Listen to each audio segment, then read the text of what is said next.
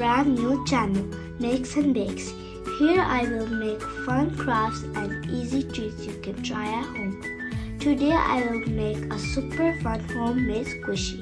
Let's get started. To make a homemade squishy, you will need A4 paper, tape, cotton, colored pencils, scissors, and a pencil. Step 1. Fold your paper.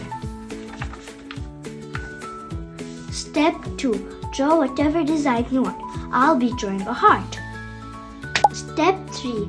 Color in your design. You can use color pencils, crayons, or markers. I'll be using color pencil and color red. Step 4. Put the tape on the bottom and on the side. Step 5. Put the cotton in the squishy.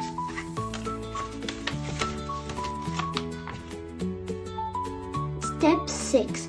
Put tape on the top of the squishy.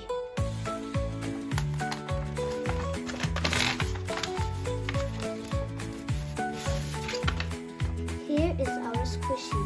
Soft, squishy, and fun to play with. I hope you had a fun time. Please like, subscribe, share, and come back for more awesome videos. See you next time.